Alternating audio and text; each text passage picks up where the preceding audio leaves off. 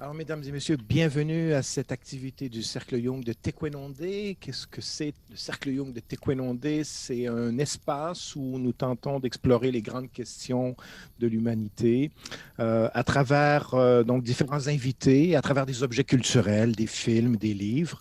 Le mot Tequendone est un mot algonquin qui veut dire de l'autre côté. Et donc, c'est un peu ce qu'on essaie de faire ici, c'est d'essayer d'aller voir de l'autre côté, d'aller voir donc de l'autre côté des choses, qu'est-ce qui se trouve, quelles sont les vérités qui se trouvent. Et donc, la façon dont va se dérouler notre activité pour les gens qui, c'est la première fois qu'ils participent, donc nous sommes réunis autour du feu, donc le feu de Tequendone. Nous allons avoir une entrevue, donc en fait une conversation d'abord avec notre invité, qui est Laurence Vanin. Il y a une entrevue qui va durer à peu près 1 heure, avec des petits extraits de films et des petites images et tout ça. Au bout de cette heure-là, on va ouvrir les micros et on va pouvoir échanger autour du feu si vous avez des observations sur ce qui s'est dit. Alors, sans plus tarder, mesdames et messieurs, je veux vous présenter, je veux vous introduire une très, très grande philosophe que j'ai eu l'occasion de rencontrer à Nice lors d'un congrès sur le temps qui s'appelle Laurence Vanin. Et donc là, Laurence, je vais entrer dans le rôle d'un aubergiste. Je vais me mettre dans la peau d'un aubergiste qui vous accueillerait dans cette auberge en plein cœur de la forêt. Et donc, Laurence Vanin, si vous aviez à nous dire ou à nous parler de la planète que vous habitez ou la planète sur laquelle vous venez, qu'est-ce que vous pourriez nous dire de votre planète, chère Laurence? Eh bien, que je pourrais vous dire que c'est une planète qui est une grande planète finalement par rapport à celle du Petit Prince, mais c'est une planète qui est entre ciel, terre, montagne et qui quelque part est lumineuse. Et c'est surtout une planète qui me permet, lorsque je contemple le ciel, d'y voir des étoiles. Et c'est vrai que c'est le bonheur absolu que d'être un peu esthète, surtout quand on est philosophe, c'est-à-dire être sensible à la beauté qui nous environne. Donc je viens de cette planète-là où il y a de la musique et il y a des choses à voir. Superbe. Et donc, nous, à l'auberge, ici, on a entendu parler de vos créations, on a entendu parler notamment de ce livre, Les secrets du Petit Prince. C'est vous qui avez écrit ce livre, chère Laurence? Oui, alors j'ai écrit ce livre, c'était le deuxième livre que j'écrivais sur Saint-Exupéry. J'avais écrit L'énigme de la rose et ce livre-là, en fait, j'ai mis 5 ans pour élucider pourquoi un mouton. Et il a été préfacé par François Daguet, qui est le neveu de Saint-Exupéry, que j'ai eu le plaisir et le grand honneur de rencontrer. Est-ce que Et c'est d'ailleurs, lui? cette rencontre, Est-ce que c'est lui oui, c'est qu'on lui, voit en c'est ce lui, moment? c'est lui. Et oui, et oui. Et j'ai été très, très émue de le rencontrer parce que cette rencontre-là où vous nous voyez, je venais de lui offrir l'énigme de la rose. Je l'ai Hmm. rencontré pour l'inauguration du parc du Petit Prince en Alsace. Et lorsque je l'ai rencontré, je lui ai parlé du livre et je lui ai dit que j'avais un second tome à écrire, mais il me fallait le temps. Il me fallait le temps de pouvoir élucider le mouton et je n'avais pas encore terminé. Ça faisait 3 ans que je cherchais. Et il m'a dit, bah, quand vous l'écrirez, si vous voulez, je vous écrirai la préface. Et j'en ai été très touchée et il l'a fait. Hmm. Donc, c'est une grande rencontre entre vous et cet homme. Oui, c'est une grande rencontre et puis surtout, c'est une rencontre qui m'a beaucoup émue parce que lorsque le livre Le secret du Petit Prince est paru, dans lequel j'élucide en fin de compte ce que beaucoup avaient lu mais sans véritablement chercher à comprendre ce que Saint-Exupéry pouvait vouloir dire, eh bien, il était très heureux et il m'a donné des renseignements complémentaires d'ailleurs sur ma découverte et surtout, j'ai eu l'honneur et la chance et le privilège immense d'être invitée à déjeuner chez les Saint-Exupéry dans leur propriété d'Aguet, à côté de Fréjus. Et on a mangé sur la terrasse et ils avaient préparé un tagine. Et je crois que c'est le plus savoureux tagine que j'ai mangé de ma vie parce qu'on Hmm. regardait la mer et en même temps, ils me disaient, voilà, quelque part, nous sommes dans le campement de terre des hommes et Antoine est avec nous. Et j'ai Wow. été bouleversée de cela. Oui, oui. Wow. Wow. Wow. Et quand je suis rentrée chez eux, ils m'ont fait traverser. Alors, ils m'attendaient tous devant la porte. C'était très, très émouvant. Ils avaient cuisiné eux-mêmes. Alors, c'était encore plus touchant. Et je suis rentrée dans ce salon où il y avait des photos de Saint-Exupéry que je n'ai pas osé véritablement regarder parce Hmm. que je voulais pas être dans, comment dire, impudique. Et Ah en même oui. temps, je savais que je pouvais à ce moment-là découvrir euh, quelque chose qui n'avait pas été livré au public. Ah oui. J'entrais dans l'intime et c'était fabuleux, fabuleux. Et donc, émouvant. Laurence, sur votre planète, vous êtes passionnée par Saint-Exupéry, vous êtes passionnée par Le Petit Prince. Qu'est-ce qui vous fascine ou qu'est-ce qui vous attire tant dans l'œuvre de Saint-Exupéry et particulièrement dans ce livre? Qu'est-ce qui vous attire? Qu'est-ce qui vous fascine dans cette œuvre? Alors, c'est étonnant parce que Le Petit Prince, moi, quand j'étais enfant, je l'ai lu et je l'avais lu après Le Dernier des Mohicans et après 20 000 lieues sous les mers. C'était un cadeau que m'avaient fait mes parents et j'étais très triste de me retrouver à lire encore une histoire de garçon. Alors là, j'étais pas dans les fonds sous-marins avec le capitaine Nemo. Là, j'étais dans un avion. Pour moi, c'était un livre de garçon et à la fin, pour moi, Le Petit Prince mourait. Et je me disais, mais c'est pas possible. Pourquoi un livre comme ça? Et j'étais contente après qu'on m'offre Les Malheurs de Sophie, un tout autre genre où c'était une petite fille qui faisait des bêtises.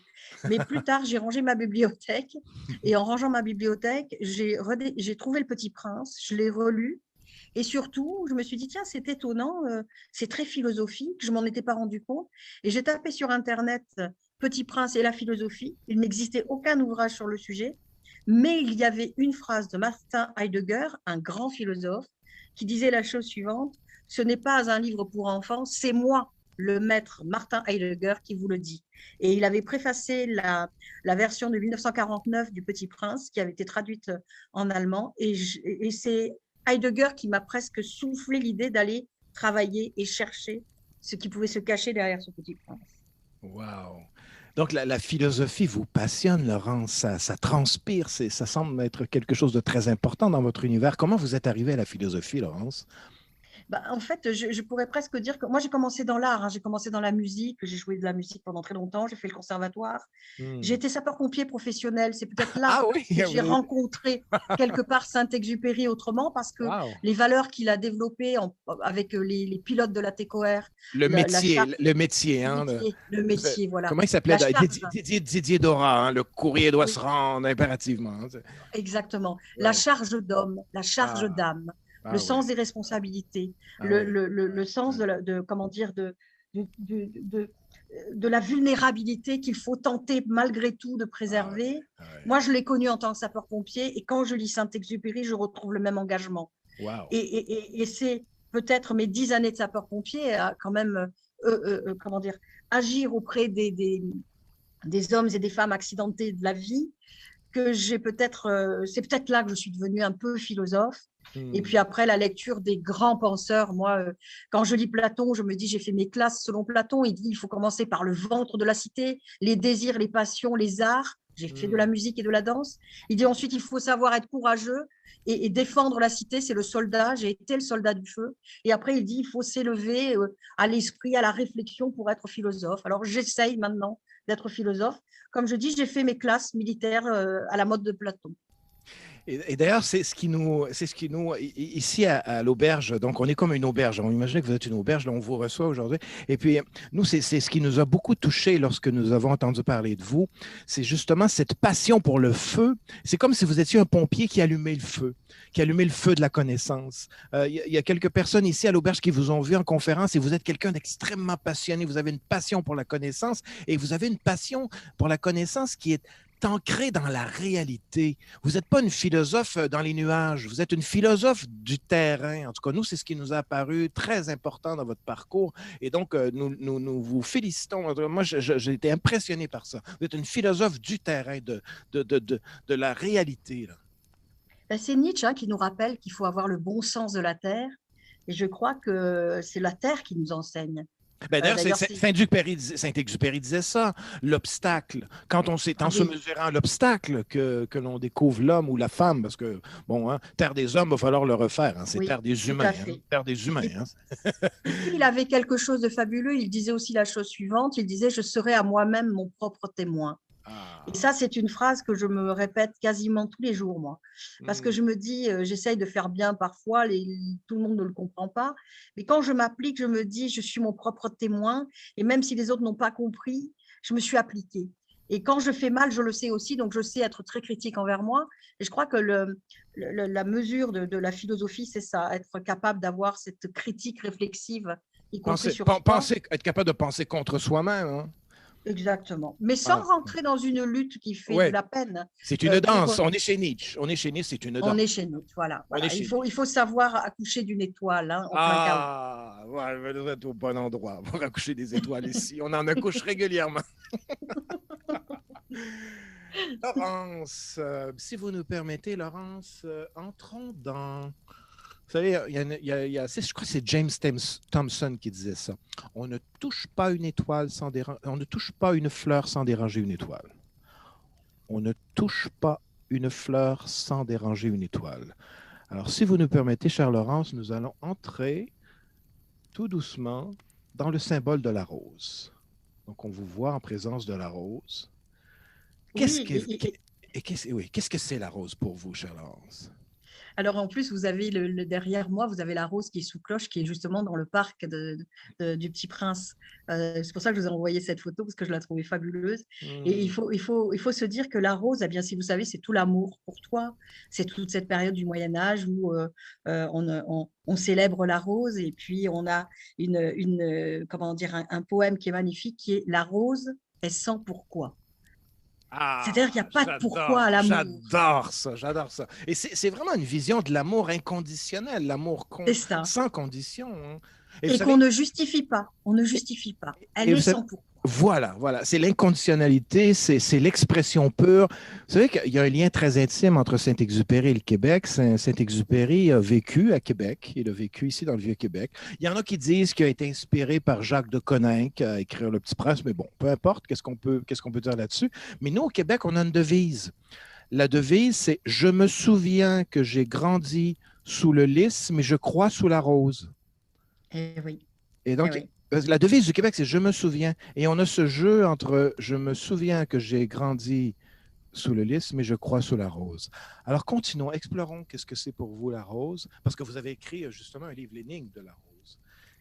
Et donc, Oui, parce que bien évidemment, quand j'ai lu le Petit Prince et que je vous ai dit que j'avais fait cette lecture quand je rangeais ma bibliothèque, eh bien, il faut savoir que ça a duré, je crois, toute la nuit. Parce que j'ai commencé à relire Le Petit Prince, ça a dû prendre maximum 1 heure.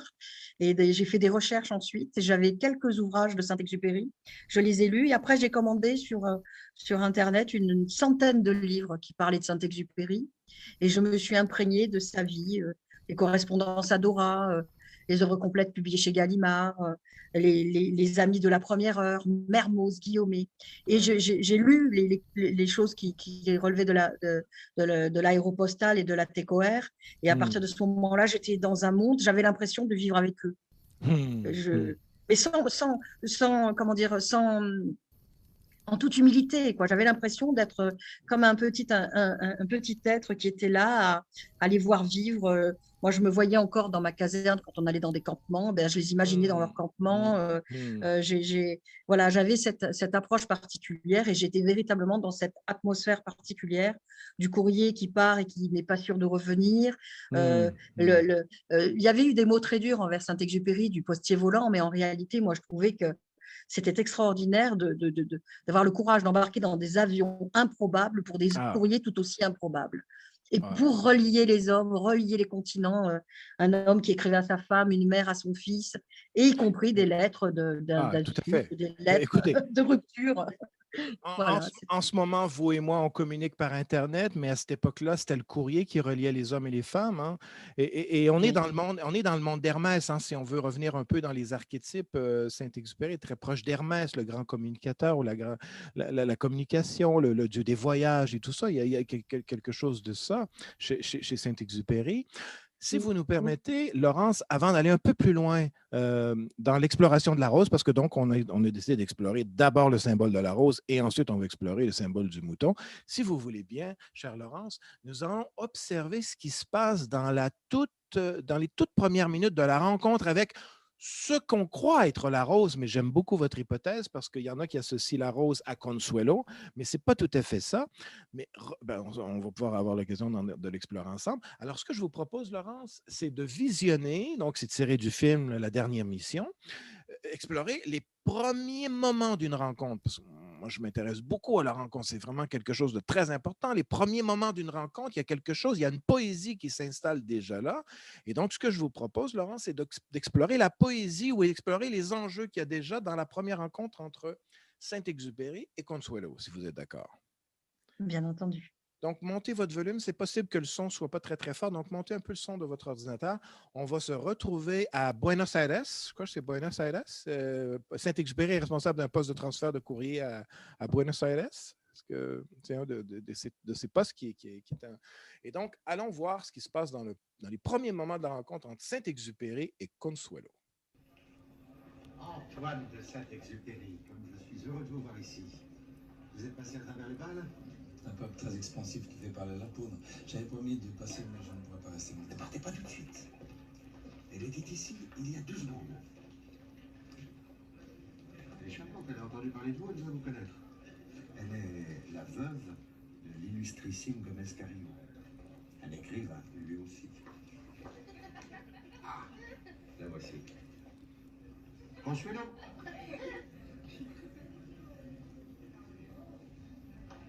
C'est un oiseau des îles.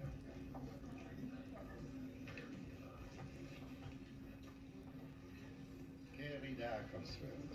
Quisiera presentarle a mi amigo, la señora Consuelo Suncille Sandoval, la viuda del señor Enrique Gómez Carillo, Antoine de Saint-Exupéry, escritor.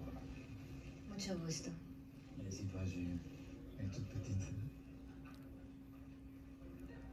Demandez qu'on me donne mon manteau, cher ami, je m'en vais. Oh, pardonnez-moi, madame, je suis un ours, un gros ours. Je peux m'en apercevoir, merci. Mais il ne faut pas en vouloir aux ours. C'est pas méchant, c'est bête. Et c'est bon. Ça s'apprivoise aussi. Vous ne voulez pas m'apprivoiser? Non, mais c'est pas... Je ne connais personne ici, je ne connais pas la langue. Ça fait 1 semaine que je suis muet. Un ours muet, ça ne vous émeut pas? Vous partez? Oui. Alors je pars avec vous. Nous nous promènerons dans les rues. Alors que la ville est en pleine révolution, on tire dans tous les coins. Prenons mon avion. Quoi? Mon avion. Nous visiterons la ville du ciel. Oui. Je suis ici avec des amis et je ne peux pas les abandonner. Les amis, oh bien. Buvons à la santé de vos amis. Je les emmène? Qui? Vos amis dans mon avion. Mais ils sont très nombreux, vous savez. Mais mon avion est très grand, ouvert. Qu'est-ce que vous faites avec ce gros avion? Vous êtes écrivain. Oh, si peu. Ma profession, c'est d'être pilote. Je suis le directeur de l'aéropostale. Alors voilà la première rencontre, en fait, de ce que nous a été rapporté. Quelles sont vos observations, Laurence, de cette première rencontre entre Saint-Ex et Consuelo? Alors en fait, il faut savoir que Consuelo était passée quelques jours avant voir les pilotes. Elle avait rencontré Mermoz et Guillaumet. Et en discutant avec eux, elle avait dit qu'elle aimerait bien rencontrer un pilote. Et Mermoz, qui était l'ange blanc, qui était cet homme qui était très bel homme et qui était bien entendu très convoité, avait dit à Guillaumet, oh là là, surtout pas de cette Consuelo, parce qu'il l'a trouvée déjà envahissante et puis surtout parce qu'elle était veuve, une jeune veuve. Et elle avait dit qu'elle voulait un pilote. Alors, elle avait presque passé une commande. Elle voulait un pilote parce que quelque part, elle voulait quelqu'un qui n'était pas sédentaire comme son premier mari, qui était un écrivain et qu'elle trouvait un peu trop, casanier. Et c'était Guillaumet qui, avec un petit sourire en coin, avait dit à Mermoz que c'était bon, il présenterait un petit peu plus tard, quand reviendrait Antoine de Saint-Exupéry, il lui présenterait que certainement ça fonctionnerait. Et ça s'est produit comme ça. Et c'est vrai que c'est un peu étrange. Elle, dans le film, mais dans la réalité, elle minaude un peu, mais en réalité, elle l'attendait un peu aussi. Donc c'est quelque chose d'assez énigmatique et romantique en même temps. Il faut quand même le dire. Ben, il y a quelque chose de très romantique dans cette première rencontre et si vous me permettez, je vais aller un peu plus loin de ce qui s'est passé dans l'avion quand il l'a emmené dans son avion. Alors, on va regarder un peu cet extrait. Donc, la demande en mariage. La fameuse demande en mariage. Alors, regardons. Oui.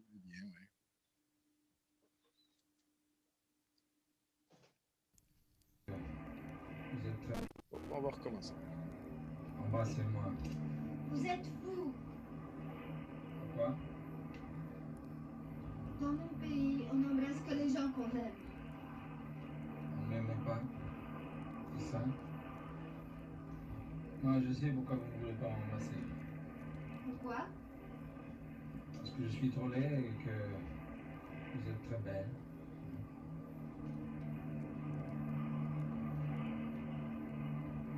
Très bien.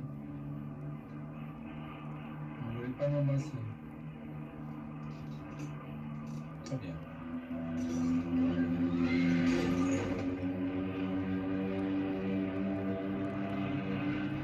Je vais plonger l'avion dans le Rio de la Plata, nous allons tous mourir noyés. Ne ferez pas ça! Si. Non, arrêtez! Ah, non. Vous n'êtes pas laid, vous savez. Alors, embrassez-moi.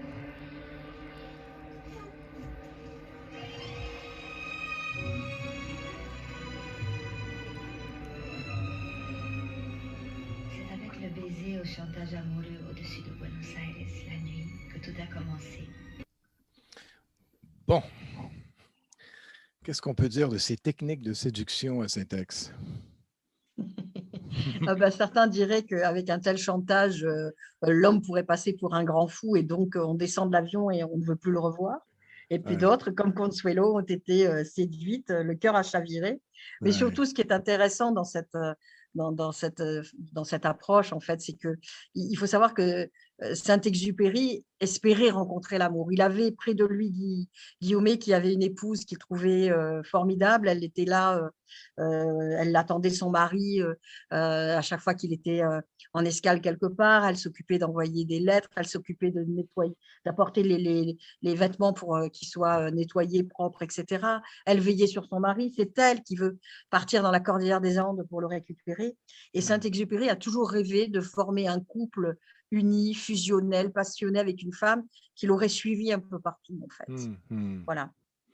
Donc, malheureusement, Consuelo ne voulait pas le suivre. Elle était un peu capricieuse et puis c'était pas son monde, en fait. Dans Citadelle, il l'appelle l'ensorceleuse. Elle aimait, elle était conteuse, elle aimait être entourée d'hommes et séduire et elle n'était pas, c'était pas la femme de terrain qui allait accompagner. D'ailleurs, souvent, il lui a reproché de ne pas se comporter comme une épouse et c'est ce qui l'a rendu malheureux, en fait, Saint-Exupéry. si on veut prendre un peu une perspective jungienne, donc on peut voir dans cette rencontre qu'il y a à la fois deux adultes qui se rencontrent, mais aussi deux enfants qui se rencontrent. Et dans les archétypes qui sont souvent cachés derrière, c'est l'archétype de la puella et du puère. L'éternel adolescent ou l'éternel enfant et l'éternelle jeune princesse aussi. Et donc, dans un couple, il y a souvent cette rencontre à quatre, c'est-à-dire il y a d'abord deux adultes qui se rencontrent, mais il y a aussi deux enfants qui se rencontrent. Cette rencontre ou cette relation a été très créative. Elle a permis beaucoup de créativité, mais beaucoup de drame aussi, parce qu'il y avait quand même une certaine difficulté à élever cette rencontre au niveau du roi et de la reine. Hein, si on veut prendre en termes d'archétype, le petit prince qui s'occupe d'une rose, à un moment donné, il faut y aller au niveau du roi. Et où est-ce qu'il est, le roi? D'ailleurs, dans la séquence, Laurence, dans la séquence des planètes, si on veut revenir un peu plus dans le roman, ou en fait dans le livre de Saint-Exupéry, quand vous lisez Le Petit Prince à l'endroit, il commence par le roi et il finit par un géographe. Mais si vous lisez Le Petit Prince à l'envers, il commence par un géographe et il arrive à un roi. Et je crois que ça, c'est quelque chose qui, dans toute la vie de Saint-Exupéry, est extrêmement difficile. Comment on passe du petit prince à un roi? C'est-à-dire comment on aime d'une façon royale et pas seulement d'une façon prince et princesse? En rencontrant un renard. Et donc, allons-y. Quel est le rôle du renard? Quel est le rôle du fameux trickster? On pourrait dire le petit trickster, mais quel est le rôle du renard, Laurence, dans ce livre? Eh bien, disons que le renard, c'est celui que le petit prince rencontre lorsqu'il est enfin arrivé sur la Terre, parce qu'avant, il est passé par bien des astéroïdes. Il trouve que la planète Terre est une grande planète, et puis sur l'instant, il ne rencontre pas d'homme, il est en quête d'une rencontre.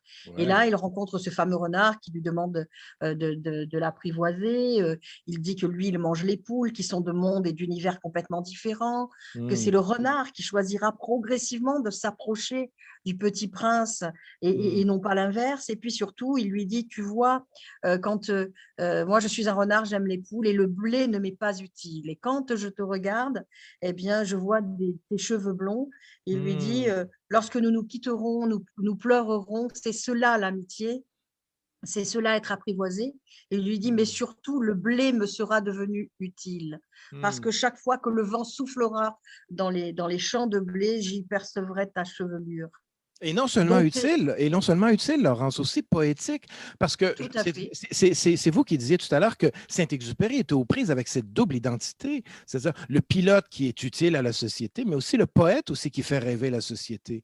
Et cet équilibre entre l'utilité, la poésie, la relation qui est sécurisante et la relation qui fait rêver, il y a tous ces enjeux qui sont soulevés par le renard et la notion d'apprivoisement, je crois. Et puis surtout, le renard enseigne au Petit Prince, c'est une éducation à l'amour. Il lui enseigne que quand on veut rencontrer l'autre à 16 heures, dès 15 heures, je commencerai de m'habiller le cœur. Ça veut dire qu'à un moment donné, on se prépare, on n'est pas intrusif dans la relation à l'autre, mais par contre, on l'accueille, etc. Et de suite, on a le pendant, parce que c'est un des rares moments où d'ailleurs le Petit Prince va aller voir d'autres roses, il va toutes les voir, et c'est le côté séduisant de Saint-Exupéry, et il va pleurer une seule et unique rose. Cette rose qu'il a attendue alors qu'elle grandissait dans sa chambre verte, c'est-à-dire dans cet écrin de verdure avant d'éclore. Et c'est là qu'on comprend que ce n'est pas Consuelo. Alors, allons-y, Laurence, parce que votre hypothèse de l'énigme de la rose, pour vous, c'est pas Consuelo, la rose. Alors, quelles sont vos pistes, Laurence? Alors, ça serait Louise de Villemorin. Villemorin, c'est les graines Villemorin. Tout le monde connaît les graines Villemorin. Son père faisait de l'importation d'arbres exotiques. Il vivait au domaine de la Verrière, à côté de Paris. Louise de Villemorin a aimé éperdument Saint-Exupéry, et Saint-Exupéry était fou de Louise de Villemorin. La mère de Saint-Exupéry, d'ailleurs, aimait beaucoup Louise de Villemorin. Et surtout, ils devaient se marier, ils étaient fiancés. Et elle est tombée malade, elle avait une tuberculose osseuse, et elle a eu peur, finalement, que si il lui arrivait un accident, notamment en couche, si lui il restait ou s'il entrait dans l'aéropostale, eh bien, de faire un enfant qui rapidement serait un orphelin. Et donc, elle l'a quitté. Mais ce qu'il faut savoir, c'est que Louise de Villemorin était une femme qui craignait les courants d'air à cause de cette tuberculose osseuse, qui l'obligeait à vivre derrière des paravents ou derrière des châles. C'était une érudite, elle écrivait des pièces de théâtre magnifiques. Et surtout, eh bien, elle était capricieuse à la manière élégante. D'ailleurs, dans son premier livre, il l'appelle la jardinière. C'était celle qui faisait éclore les fleurs. Et elle organisait les lundis du pot-au-feu. Il faut savoir qu'elle organisait un pot-au-feu. Alors, elle faisait préparer par les domestiques la viande, les légumes, etc. Elle invitait des tas d'auteurs, d'artistes, etc., notamment Cocteau, qui est très, très loin de leur relation et de leur rencontre. Et pendant que cuisait le pot-au-feu, au salon, on disait des vers, des poèmes, de la musique, on jouait du piano. Et c'est comme ça que Saint-Exupéry a rencontré véritablement Louise de Villemorin. Ils s'étaient rencontrés par ailleurs au théâtre, mais là, il l'a rencontrée parce qu'il la voyait, il était chez elle, et il en est tombé amoureux. Donc, c'est son premier amour, finalement? Ah oui, c'est son premier amour. Et non seulement c'est son premier amour, mais ils ont rompu parce que comme il est allé passer un entretien et qu'il a été recruté par Dora pour faire la ligne Toulouse-Alicante, eh bien, quand il est rentré à la maison, entre guillemets, quand il est rentré chez lui, il devait se retrouver. Et elle lui avait fait des adieux déchirants. Elle lui avait demandé de renoncer parce qu'elle disait qu'elle ne pourrait pas, comment dire, lui laisser un enfant si elle mourait en couche. Je le répète bien, et si lui, d'un autre côté, il mourait comme les 3/4 des pilotes qui se lançaient dans l'aventure de l'aéropostale, parce que les avions étaient vraiment des vieux coucous. Et donc, à ce moment-là, eh bien, il en a été très triste, et il a écrit quasiment tous les jours à sa mère qu'il rêvait de rencontrer enfin une femme qui serait sa rose et qui pourrait remplacer Louise de Villemorin. Hormis qu'il a effectivement rencontré une femme qu'il appelle ma papa Vassé, qu'il appelle son enchanteresse, en fin de compte, elle est tout sauf cette union qui faisait grandir Saint-Exupéry et qui était une union de passion, mais aussi en même temps quelque chose de plus serein. pour Parce qu'il Saint-Exupéry y, quand il y il en a, était avec. il y en a eu plusieurs femmes à Saint-Exupéry, mais non, notamment, il y a eu Nelly, c'est comment elle s'appelait Nelly Alors, de... Nelly de Vauguier. Alors, Nelly de Ouais, Vauguier, c'est celle ouais. qui a pris le pseudo. Et écoutez, le jeu de mots, c'est quand même énorme. Elle s'est fait appeler Pierre Chevrier. Donc, vous voyez, après le mouton, il y a la chèvre. Pierre Chevrier, pour écrire une biographie sur Saint-Exupéry.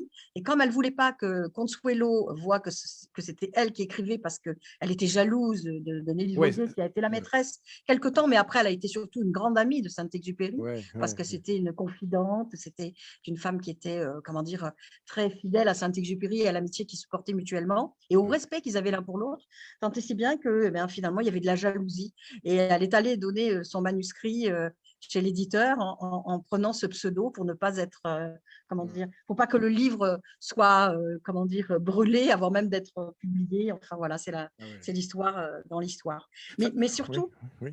ce qui est fabuleux, c'est que quand il dit qu'elle craint les courants d'air, il explique aussi qu'elle a mis du temps à se préparer dans la chambre verte. Et la chambre verte, il faut savoir qu'en 1964, Louise de Villemorin écrit un poème qui s'appelle Derrière la chambre verte. C'est pour raconter sa première Écoutez, nuit avec moi je suis Saint-Exupéry. complètement épaté par cette chambre verte. Justement, moi, on a créé un petit jeu à l'auberge et on vient d'ouvrir la chambre verte justement à l'auberge. Alors, je suis vraiment très sensible à cette idée du verre. Puis, écoutez, le verre, c'est le verre, mais c'est le verre alchimique aussi, d'une certaine Tout manière. à fait. Et alors, ce qu'il faut savoir, c'est que Consuelo, bien entendu, était très jalouse et elle se Oui, revendiquait oui, le oui. statut de rose. Mais en même temps, attention, il ne faut Ouais. pas se tromper non plus. Saint-Exupéry a aimé Consuelo, Oui, mais oui. pas de la même façon que Louise de Villemorin, qui était son Ben, grand amour, écoutez, son hein, premier c'est amour. ça, c'est ça. Puis, Voilà. puis écoutez, Mais pas. avant le premier amour, c'est d'abord la mère. Hein. Puis comment réconcilier l'amour d'une mère et l'amour d'une femme? Et ça, Eh dans oui. la vie de Saint-Exupéry, ça a toujours été un enjeu fondamental. Comment je vais aller chercher chez la femme la polarité mère et les polarités amante, la polarité poète? Et c'est une Alors, contradiction qui est toujours difficile à réconcilier chez tout les à hommes. fait.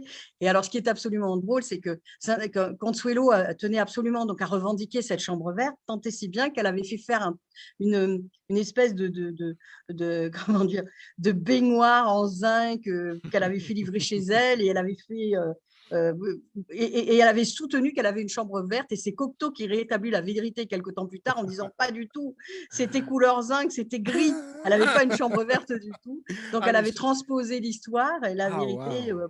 Ah, mais je suis Par contre, impressionné par cette idée de la chambre verte. Et désolé, là, je suis vraiment comme impressionné par cette idée de la chambre verte. Moi, ça me fascine. mais surtout, ce qui était intéressant dans l'histoire, c'est que la mère de Saint-Exupéry, quand elle apprend qu'il rencontre l'oiseau, hein, L'oiseau l'oiseau de des îles, nuit, l'oiseau des îles. l'oiseau des Oui, îles, voilà, oui, oui. quand elle apprend ça, sa mère lui écrit, mais je crois que tu fais une bêtise, Ah, oui, parce oui. qu'elle se dit, mais c'est pas possible, il la connaît pas, ils parlent déjà de mariage, ils vont vivre ensemble, et elle rencontre Et, et, Consuelo. ouais. Et ça, Oui, Laurence, on voit ça souvent dans le développement des hommes et des femmes. C'est-à-dire, à un certain moment, on est attiré par une femme ou un homme qui va être complètement étranger au champ de gravité parental. D'ailleurs, moi, c'est un peu comme ça que j'ai exploré les rencontres synchronistiques. Hein. La synchronicité dans les rencontres, c'est souvent, on va être attiré vers une figure qui va être étrangère au champ de gravité qu'on connaît. Et donc, c'est toute la rencontre de l'autre, l'altérité. Comment on rencontre de l'autre? On est beaucoup plus facilement attiré par rencontrer ce qu'on connaît, rencontrer les gens pour lesquels on va projeter notre champ de gravité parentale.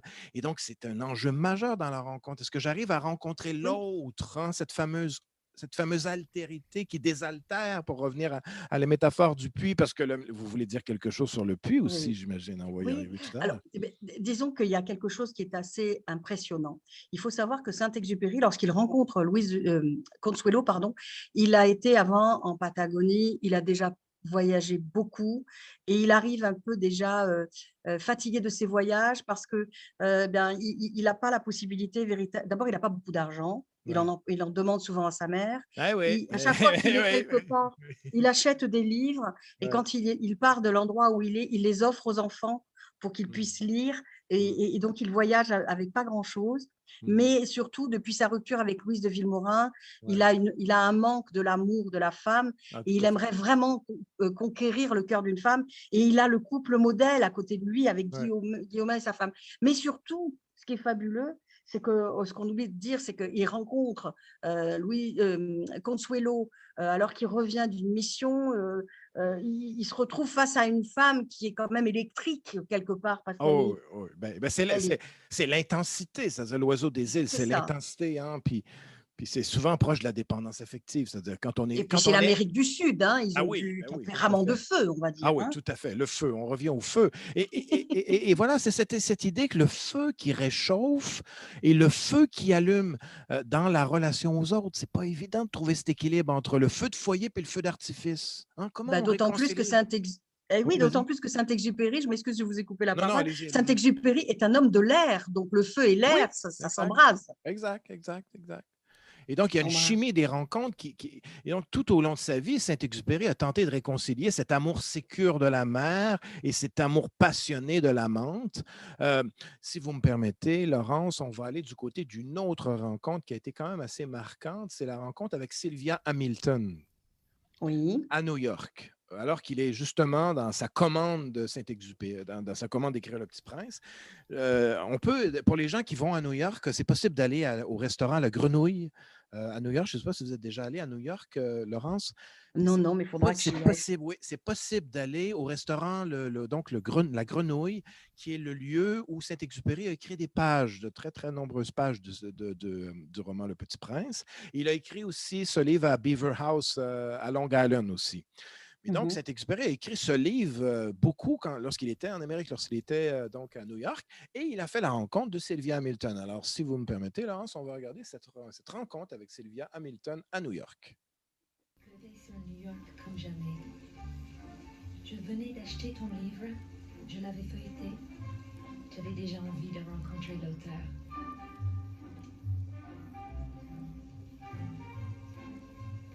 Je ne t'avais pas imaginé physiquement, mais je n'ai pas été déçue. Tu ressemblais à un beau gros ours, merveilleux. Et sous la pluie, tu étais timide et bourru.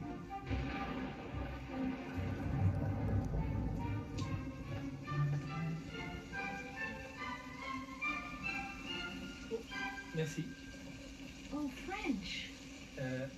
Oui, français. Do you speak English? No. Is this you? Ah oui, c'est moi, oui. Sprechen Sie Deutsch? Ein wenig, nur ein wenig. Café ou thé? Tee. Ok, allez.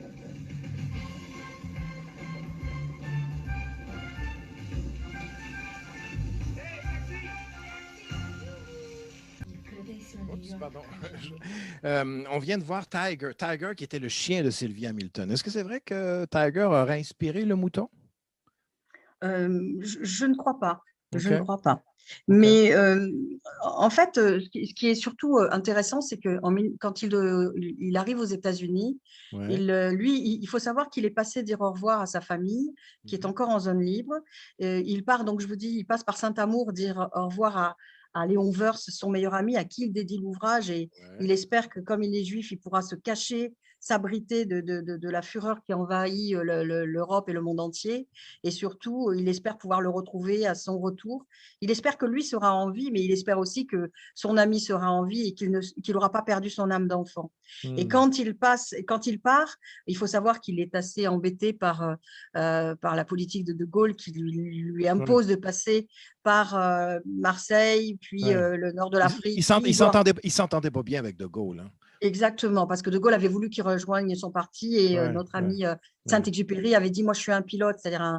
éventuellement un militaire, donc je suis aux ordres, mais je ne suis pas un politicien, Ah et je ouais. suis ensuite un poète, je ne suis pas donc un homme j'écris pas des essais de politique en fait. Et Hmm. lorsqu'il passe, donc il passe par ensuite le Portugal, et c'est à l'Estonie et le Portugal qui prend conscience que des gens continuent à jouer dans les salles de jeu, et il voit des femmes habillées de manière élégante jouer de l'argent qu'ils n'ont plus, et il est désespéré parce qu'il vient d'apprendre la mort de Guillaumet. Et Ah quand ouais. il prend le bateau, c'est un homme complètement, comment dire, brisé, qui vient de quitter sa famille, son meilleur ami, et qui vient de perdre son ami, qui arrive à New York. Et à New York, il ne s'attend pas à ce grand succès qu'il va rencontrer. Tout le monde l'attend pour Terre des Hommes, qui vient d'être primé. Hmm. Et c'est ce contraste entre un monde de joie et de succès, de réussite, où on est loin des tumultes de la guerre tels qu'ils sont vécus et connus en Europe. Et en même temps, c'est un homme brisé, malheureux et qui pense à ceux qu'il a perdus, quoi. C'est vraiment c'est Mais très là, touchant l'arrivée à New York. Et puis, c'est une des rares périodes où il va vivre avec Consuelo et ils vont ouais. énormément se disputer. Ah ben oui, ben Énormément. écoutez, c'était orageux comme relation. Mais justement, si on regarde la notion d'être cassé, le roman de Saint-Exupéry commence comme ça. Quelque chose s'est cassé dans mon moteur. Oui, oui, oui. Ben, c'est la panne sèche, c'est faire son désert, tomber en plein désert. Eh Alors ça, ouais, c'est eh ouais, eh fabuleux. ouais, ah ouais, oui. Hein, Le désert est un symbole. Je vais le montrer tout à l'heure, mais parce qu'il a d'abord été responsable d'un poste de transfert de courrier à Cap Juby, au Maroc. J'ai eu la chance d'aller à cet endroit-là, puis c'est le désert, là. C'est vraiment perdu en plein milieu de nulle part, là. Le symbole du désert, le passage au désert est quelque chose de très symbolique là-dedans chez Saint-Exupéry. bien Il, sûr. il rencontre le petit prince dans le désert. C'est vraiment. Alors, je crois qu'il y a cette idée qu'il est en train d'écrire son autobiographie. Il vient de partir, il est le pilote qui quitte la France en Ouais. espérant convaincre aux Oui, États-Unis d'aider les Alliés. d'entrer en guerre, oui. Voilà. C'est ça, ouais. Et il vient de vivre la bataille d'Arras où il a perdu la moitié de ses hommes, ses pilotes qui sont tombés. Et il estime que c'est terrible. Et c'est dans en fait, c'est dans cette démarche-là qu'il dit que quelque chose s'est cassé dans son moteur, qu'il est la grande personne qui a appris à faire de la géographie, des mathématiques pour devenir pilote.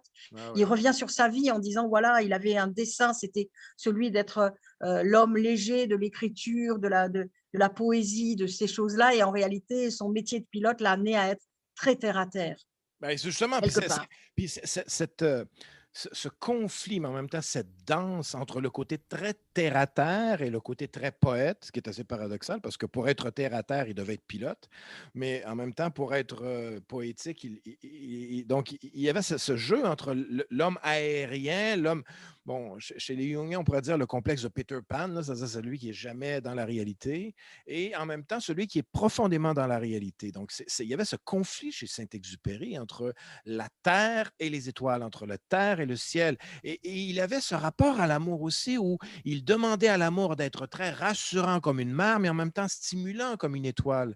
Et donc, ça ne devait pas être évident de vivre avec Saint-Exupéry dans la vie de tous les jours. On peut imaginer ce que ça devait être.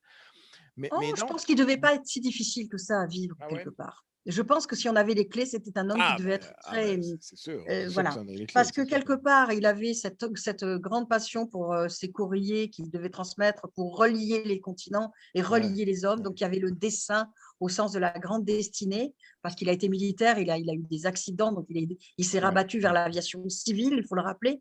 Et puis, je pense qu'il y avait cet homme, s'il n'avait pas été le pilote, on n'aurait jamais pu découvrir Terre des Hommes, on n'aurait pas eu Courrier Sud, on n'aurait pas eu ces ouvrages, même tels que Citadelle, qui est fabuleux. ah Et oui. je pense que véritablement, c'était un homme de conviction, de Ah ben oui, ben parole, oui, ben oui. d'engagement, et qui avait une grande sensibilité parce qu'il était esthète au sens premier du terme. Il savait regarder les choses. Et les étoiles, on comprend bien qu'il Ah. y a ce businessman qui veut les enfermer dans des coffres, comme Oui, Hitler eh oui. veut enfermer Ah les oui, les étoiles étoiles. jaunes, les étoiles jaunes. Voilà. Et il Oui. dit d'ailleurs à quoi ça sert d'avoir des étoiles pour les compter si on ne les voit pas? À quoi ça Ah, sert finalement de compter tous ces morts dans les camps de concentration dont on ne voit plus les visages, dont on n'entend plus les voix? C'est mais pour ça qu'après il dit, je donne un secret, on entendra et vous entendrez. Enfin, le bonheur, c'est d'entendre chanter les étoiles, entendre ces et, milliers de grelots qui sont dans le ciel, parce et, qu'on veut faire revivre les étoiles. et Laurence, c'est là qu'on arrive. C'est là qu'on arrive ensemble.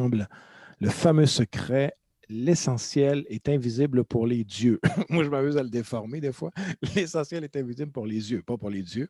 Mais, et là, on arrive avec cette caisse. Eh L'essentiel oui. est invisible pour les yeux. Alors, l'essentiel de cette caisse est invisible. Qu'est-ce que vous pouvez nous dire du mouton invisible dans cette caisse et de cette fameuse expression, l'essentiel est invisible pour les yeux? Mais déjà, on sait très bien que pour lui, il ne faut pas se fier aux apparences. Ah, Donc, quand on voit la caisse, il ne faut pas se fier aux apparences, comme il nous avait déjà rappelé qu'il fallait bien voir un serpent boa qui avait avalé un éléphant et non pas un chapeau. Et Et voilà. donc, et le serpent boa, n'oublions pas que c'est le serpent boa, c'est le baobab, hein, c'est la métaphore du baobab, c'est Ben le oui, mâle. ben Et oui. il a avalé l'éléphant parce qu'il a avalé la mémoire de l'humanité. Et le serpent, il a à la fois le rôle d'avaler, mais il a le rôle d'initier. Tout Parce que à c'est fait, le parce que c'est pas le serpent. même. Voilà, c'est Et pas le oui, même serpent. Il y a des serpents qui avalent et il y a des serpents qui initient. Parce que c'est le voilà, serpent qui lui a permis de rejoindre les étoiles aussi. tout Et à donc, fait. ce rapport Alors, au il y a, serpent. Oui, oui, allez-y, oui. le baobab, ou le serpent bois, c'est le gros serpent. Et le Ouais. petit serpent qui a la forme d'un petit bracelet Eh oui, qui s'enroule autour de sa cheville, c'est ouais. le serpent qui va le sauver. C'est le serpent de la réminiscence et du retour à soi. Et dans Mais la vie de pour tous les renvoyer- jours, c'est le serpent, c'est la petite gourmette qui a permis de retrouver Saint-Exupéry. Ça, c'est aussi ce qu'on Oui, peut jouer avec oui, ce oui, symbole. certainement. Certainement. Eh oui. Mais ce qui est fabuleux, c'est quand on voit cette caisse donc qui dès le départ on a donc le pilote du sérieux qui est tombé avec son avion qui est en plein Oui, désert. Donc je c'est suis là vraiment la sérieux. métaphore. C'est ça, je suis C'est la sérieux. Je métaphore. fais, je dois réparer le moteur. Je suis un homme sérieux. Je suis un homme sérieux. Et là, je rencontre Exactement. quoi? Je rencontre quoi? Et Et ça, bien justement, voilà. Parce un que petit être qui eh oui, demande un mouton et surtout il dit quand le mystère est trop grand, on ose désobéir. eh C'est la voilà. phrase de Saint-Exupéry. Eh oui. Et là, au départ, je vais vous dire, moi, 5 ans, il m'a fallu pour élucider cette histoire de mouton dans la caisse. Parce que je me disais, mais comment c'est possible, Saint-Exupéry, qui parle d'un avion qui tombe, qui nous met en présence d'un petit être qui apparaît. Ben oui, c'est au bout d'un moment, dans sa solitude, la voix du poète peut encore s'exprimer. Et Voilà. cette voix du poète qui ressurgit le ramène à ses fondamentaux. Et quels sont ces fondamentaux? Dans la vie, il faut être mobile, il faut habiter le monde, il Cherchons faut un passer puits. Cherchons et un puits. chercher un puits. Voilà. Et là, il met le mouton dans la boîte et il le met dans sa poche. Mais avant, qu'est-ce qu'on apprend? Que quand on lui demande de dessiner le mouton, non, il est trop vieux, non, c'est un bélier, Ah, non, il est malade. ah Et ouais. puis, on a un petit prince qui n'est pas le petit prince au sens de celui qui serait honorable, le bon prince. On a un petit prince capricieux. Ouais, Eh bien, c'est ouais, la métaphore de Consuelo. Consuelo, elle est là, sous la ouais, forme de la capricieuse, qui exige, ouais. qui, à des moments, veut être protégée, puis ne veut pas être protégée parce qu'elle revendique sa liberté. Et c'est le Qui désir femme- aussi, c'est le désir, Laurence. Hein, vous savez, Oui, le désir en Spinoza, le désir, c'est l'essence de l'homme. Hein, mais quand le désir s'attache trop à une forme, qu'est-ce qui arrive? On devient capricieux de notre désir. Parce que, vous savez, hein, l'étymologie de désir, hein, decidus, privé de son oui, étoile. Privé de son c'est ça. étoile. Et donc, qu'est-ce qui arrive au désir lorsqu'il est trop attaché ou lorsqu'il est trop visible, justement? Eh bien, c'est le drame. C'est le drame. Parce Oui. qu'on se met à attendre que des choses visibles et on se met à attendre des conditions et on se met à attendre des formes trop précises à notre désir. Hein, le problème, moi j'aime bien les bouddhistes, hein, les bouddhistes qui disent qu'il faut se débarrasser du désir. Mais le désir, si on se débarrasse du désir, c'est un désir. Si on de désirer se débarrasser du désir. Non, le désir, c'est une étoile. C'est l'énergie des étoiles. Donc, demandons-nous à quoi on l'attache. Et gardons cette énergie de l'étoile libre, justement dans Elle- l'invisible. Le désir, c'est la nostalgie d'un astre disparu. Eh oui, mais cet astre disparu, c'est justement ce souvenir de quelque chose qui est disparu.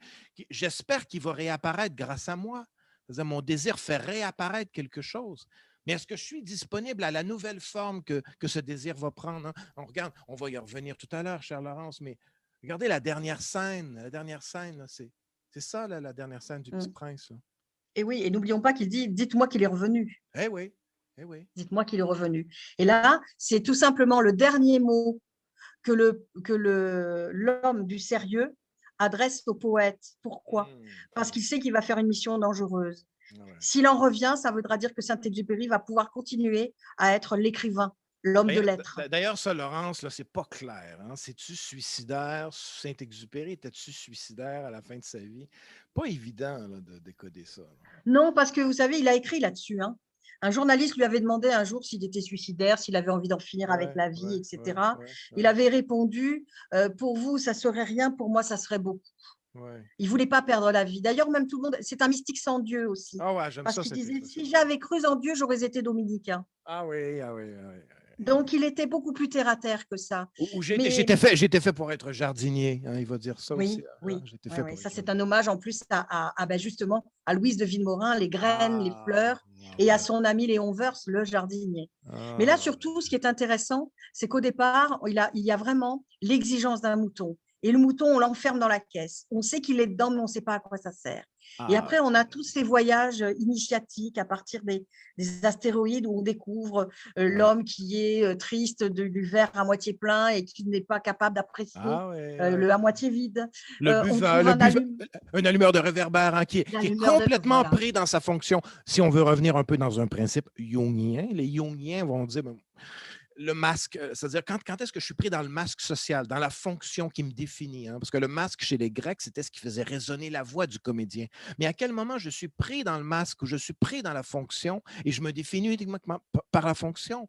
Et c'est ce qui arrive à la lumière de réverbère. Il est complètement qui devient le petit fonctionnaire. Eh oui. Qui allume et éteint son réverbère. Et Laurence, on arrive à la banalité du mal de Hannah Arendt. Hein? C'est tout quoi à fait. Avec Camus, j'allais y venir avec notre ami Camus. Qui nous décrit quand même dans La Peste le petit fonctionnaire qui rêve d'écrire un roman et qui, une fois que la guerre, ou en tout cas la peste est passée, redonne la première phrase du roman en enlevant tous les adjectifs. Et la première phrase, vous vous rappelez la première phrase du roman? Non.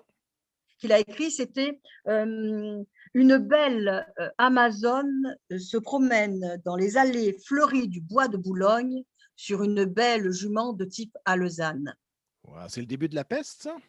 Oui, donc c'est le début du roman qu'écrit le petit fonctionnaire qui note les décès au registre des morts de la peste. Et à la fin, quand tout le monde rentre chez soi, les médecins, eux, sont fatigués, le curé est désespéré parce qu'il ne sait plus s'il doit avoir encore la foi ou pas, parce que l'enfant de cœur est mort de la peste et ça l'a touché. Et à la fin, le petit fonctionnaire dit, puisque c'est comme ça, je vais reprendre mon roman. Et il enlève tous les adjectifs. Donc, ça donne une Amazone traverse l'allée du bois de Boulogne sur une jument. Eh bien, justement, Laurence, si on veut se remettre aujourd'hui, en 2021, où là, ce n'est pas le nazisme qui est autour de nous, c'est la peur. C'est-à-dire, on a peur. On est dans moi, j'aime bien appeler ça les COVID. En ce moment, on est dans un éco-vide de peur. Qu'est-ce que le Petit Prince ou qu'est-ce que Saint-Exupéry pourrait nous dire aujourd'hui, Laurence, de notre rapport à la peur? Et notre rapport Saint-Exupéry nous dirait qu'il n'y a pas d'obstacle qui ne peut être surmonté. Donc déjà, c'est quelque chose d'assez rassurant. En même temps, la peur, c'est un petit aiguillon qui donne aussi envie de vivre sur un autre registre que la vie banale. Et puis surtout, n'oublions pas qu'avec le Petit Prince, on marche en plein désert. On rencontre à un moment donné d'ailleurs le grand caïd de Citadelle, celui qui a la charge d'homme politique. Lui, il est le Petit Prince. Et en se promenant, à un moment donné, il rencontre le vendeur de pilules et lui dit « Mais qu'est-ce que vous feriez, vous ?» Et il lui répond « Moi, si j'avais 53 minutes à perdre, je prendrais une pilule contre la soif. » Et le Petit Prince répond « Moi, si j'avais 53 minutes à perdre, je marcherais vers une fontaine. » Et c'est là que moi, je me suis dit « Mais pourquoi ? On est en plein désert, on se promène, on marche vers un puits et on se retrouve avec l'histoire d'une fontaine. » Et là, Saint-Exupéry parle de sa maison et il dit qu'il avait dans sa maison un trésor qu'il était heureux de savoir là-bas. Eh bien, dans sa maison, donc quand on va dans le Var, enfin, ça a été vendu, le château qu'il y avait à La Mole, eh bien, il y avait une fontaine et il y avait un lieu que Saint-Exupéry chérissait, puisqu'avec son petit frère, il jouait, il faisait de la bicyclette, etc. Eh bien, en fin de compte, moi, je l'ai découvert au bout de X années de travail, de recherche, 5 ans. Eh bien, quand on traduit le mot mouton en termes du Moyen-Âge du XIVe siècle, on arrive au robin. Robin, ça renvoie à robinet. Et robinet, quand on ouvre le robinet, eh bien, on ouvre la source de l'humanité qui s'était tarie. J'adore ça, Laurence, j'adore ça. Ce qui est fabuleux, c'est que les têtes des robinets au Moyen-Âge, chez nous, en tout cas en Provence, je ne sais pas si vous au Québec c'est pareil, ils avaient la tête d'un mouton. Wow. Et donc, dans tout le livre, il ne veut pas de l'amour tyrannique. C'est pour ça qu'il l'enferme dans la caisse à outils, parce qu'il est le pilote du sérieux. Ce robinet qui pourra permettre, dans ce message qu'il va transmettre à l'humanité, d'avoir la clé la clé du fontainier pour réouvrir la source de l'humanité qui s'est tarée. J'en ai des frissons à vous écouter, Laurence, parce que c'est exactement le début du film La Dernière Mission. On a une citation de Saint-Exupéry qui nous dit « Je hais cette époque de toutes mes forces parce qu'on y meurt de soif. » C'est ça. On y meurt de soif. Et c'est pour ça qu'à la fin, il dit, quand on meurt, il dit, il faut faire don d'un secret. Et c'est là qu'on apprend que le petit prince dit, toi, tu regarderas les étoiles et tu sauras que je serai sur une d'entre elles. Tu sauras que toutes ces étoiles qui scintillent dans le ciel, c'est comme des milliers de grelots qui chantent pour toi, parce qu'il ne peut plus y avoir de pleurs, il ne peut pas y avoir de larmes, parce que si on pleure, ça veut dire qu'on s'assèche. Et donc, il faut garder ce regard tourné vers les étoiles, avec cette idée que non seulement il y a l'espoir de l'amour qui reste là-bas, mais en plus, il y a par-delà les étoiles cette dimension particulière de ces grelots qui chantent et qui animent le ciel. Et qui rappelle la poulie du puits. La musique de la poulie du puits. Et voilà. Et c'est là où c'est fabuleux, c'est qu'on sait qu'à un moment donné, il dit, moi, dans mon foyer, je possédais un trésor. Et il disait, de le posséder suffisait de me rendre heureux, pas à me rendre heureux, de me rendre heureux. Ça, c'est dans le paragraphe 23 du Petit Prince. Eh bien, c'est tout simple. Il nous explique que si vous êtes en Afrique, si vous vivez dans des pays où on manque d'eau, la vie est autour du puits. On a la mémoire de la poulie du puits de son enfance. Et quand on vit en Provence, eh bien, certes, il y a des puits, mais il y a aussi des feux où le soir on se retrouve comme nous là dans cette auberge à parler au coin du feu, à narrer les histoires et ça c'est fabuleux, hein, c'est fabuleux. Mais en plus il nous rappelle quelque chose d'important, et c'est le neveu de Saint-Exupéry qui m'a dit ça lorsque j'avais déjeuné avec lui. Il m'avait dit, vous savez, Saint-Exupéry avait fait toutes les bélières sur la propriété, et les bélières, ben, qu'est-ce que c'est? C'est un système de rétention d'eau, et on baisse des bouts de bois qui permettent à l'eau de s'écouler, et on refait de l'irrigation. Et donc, il avait créé les bélières. Donc, on comprend pourquoi le mouton est un mouton qui est trop vieux. Un mouton qui est un bélier, il a des cornes, il trompe, c'est Consuelo quand elle est infidèle. Et on a une bélière, c'est-à-dire celle qui attend l'eau. Il faut remettre de l'eau dans cette humanité.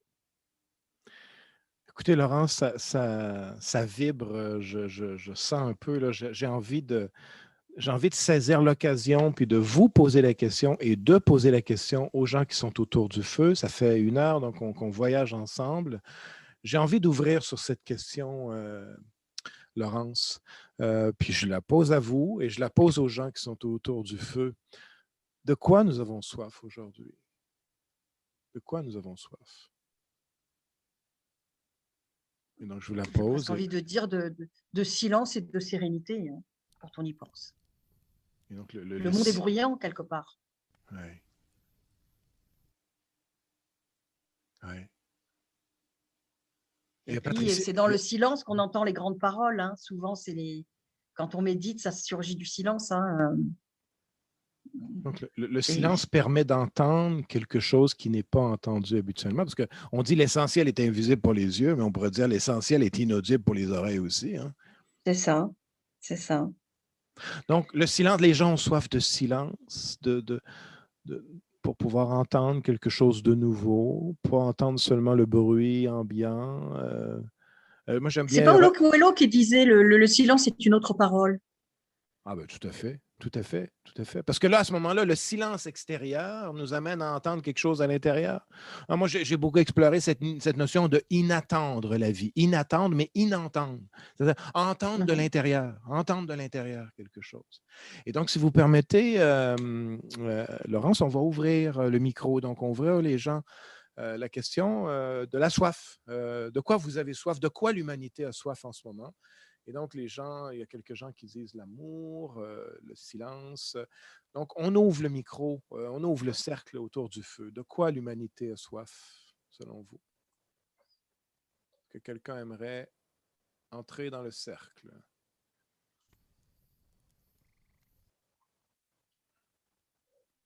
D'ailleurs, est-ce qu'on a encore soif? Moi, j'aime bien, c'est Chavé, René, je ne sais pas c'est quoi son prénom. On n'a jamais aussi soif que lorsqu'on a traversé un désert qui n'existe pas.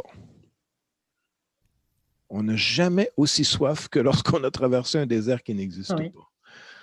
Donc, de quoi? Moi, je pense que ce mouvement-là que fait Saint-Exupéry, justement, il le fait non seulement avec son avion.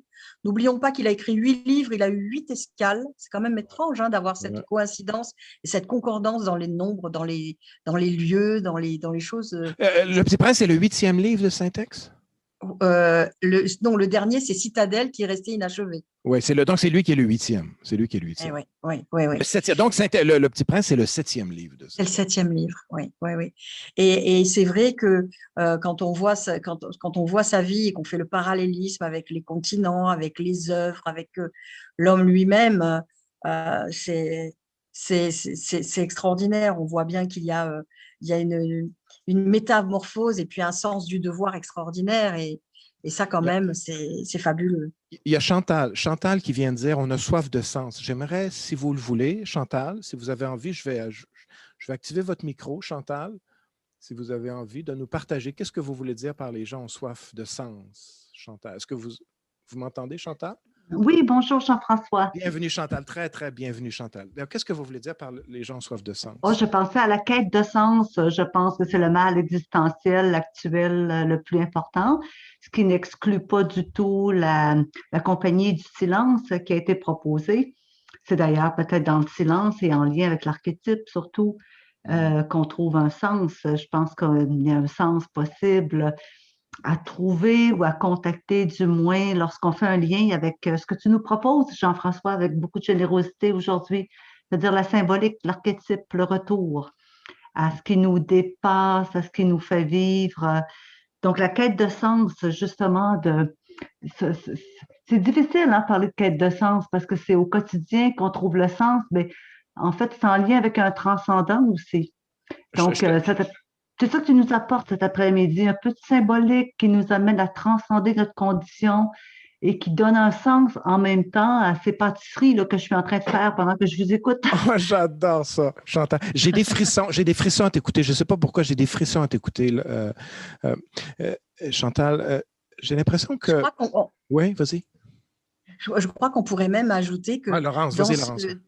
Oui, je pense que dans ce mouvement, dans ce parcours que fait le Petit Prince en compagnie du pilote, donc seul avec lui-même et son double poétique, en fait, avec le sens du devoir et le sens de ce monde qui bascule vers le nazisme, je pense qu'il y a non seulement une volonté de quérir du sens, mais il a besoin, ce Saint-Exupéry, d'habiter le monde, de retrouver sa maison, en fait.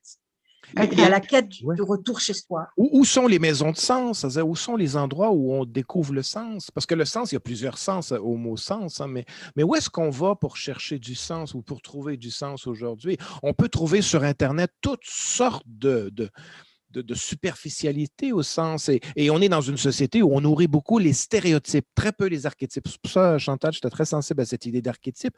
L'archétype, il ne va pas épuiser le sens, parce que le sens, c'est un besoin qui est universel, mais qui doit être répondu personnellement. Et ça, c'est ce que les archétypes font. Les archétypes, c'est des ressources universelles qui sont comme des vêtements qui sont appropriés à chaque personne. Mais dans une société du prêt-à-penser, dans une société du prêt à tout dire, on a perdu un peu le sens des archétypes ou de ce qui, justement, va nous nourrir le sens sans trop nous habiller, trop serré ou trop… Donc, le sens est un besoin universel pour lequel on doit répondre personnellement. Ouais. Et puis, on se rend compte que souvent, les hommes et les femmes, quand ils arrivent à un certain âge de leur vie, ils aiment retourner là où ils sont nés. Ah ben oui. Il y a ce besoin du retour chez soi, comme s'il fallait rentrer en soi à nouveau. Un repli, voilà, moi j'aime à parler de repli, non pas sur soi, mais comme si on repliait un monde. Voilà, on enroule cette spirale qui nous ramène à nous. On s'est déplié dans le monde, et puis on essaie de se replier, puis essayer de trouver les plis. C'est qui parlait des plis? Il y a un philosophe qui parlait des plis. Leibniz, dans les plis d'une monade. Les plis, on arrive là. Oui, c'est-à-dire comment on plie le monde? Parce que quand on plie le monde, on dit le monde commence là, le monde est là. Comment on plie le monde ou comment on se plie au monde? Parce que quand on est sinon on se cogne. Exact. Et quand on va dans le sens plus négatif du mouton, c'est tout ce que René Girard a dit sur le désir mimétique, par exemple, où on va se plier au désir des autres. Et on ne va pas apprendre à plier notre propre désir. On va être que dans le désir de l'autre ou que dans le désir de l'extérieur. Et donc, cette soif peut, selon moi, être consommée par l'abondance de superficialité qu'on a autour de nous. Et donc, d'où le désert.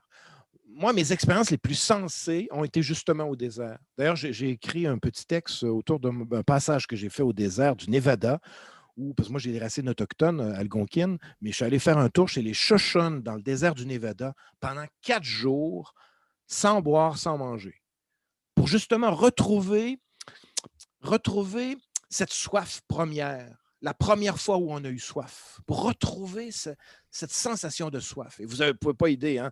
Après 3 jours, là, c'est fou. Là. Moi, les avions qui volaient au-dessus de moi, là, je m'imaginais tous les gens dans les avions, qu'est-ce qu'ils devaient manger, qu'est-ce qu'ils devaient boire, qu'est-ce que ça.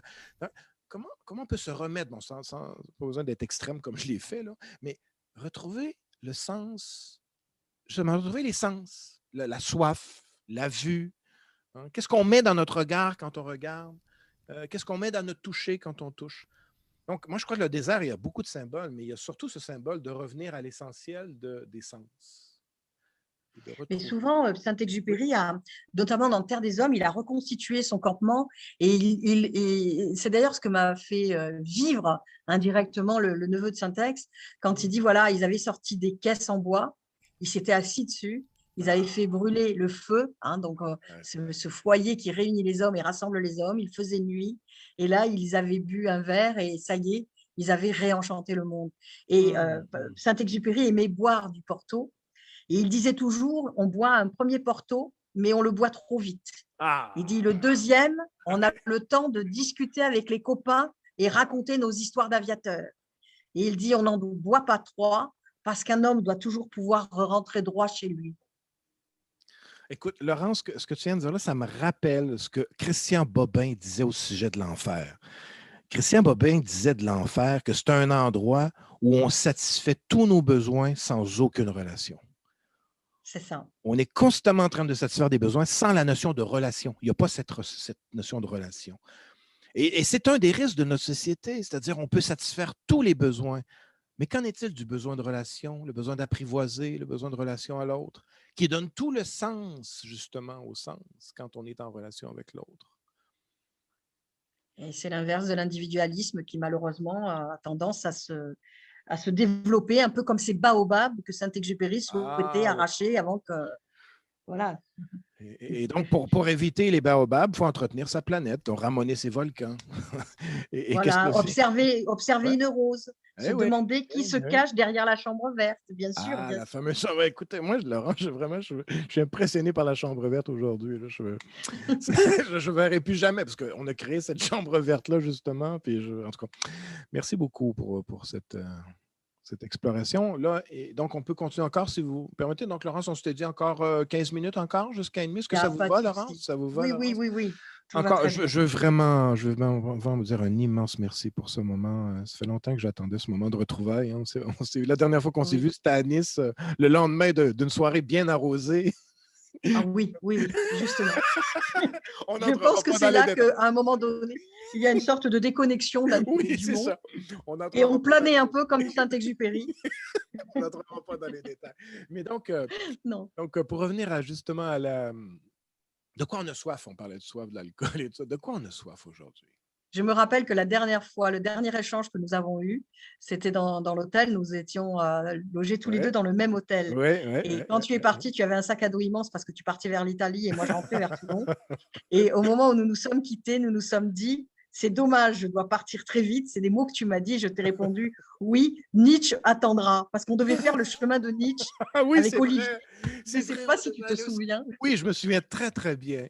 Et là, on avait vraiment quelque chose à faire qui est vraiment de l'ordre du chemin. Et on n'a pas assez parlé peut-être du chemin avec Saint-Exupéry, parce que je pense que c'est un homme qui a tracé un chemin.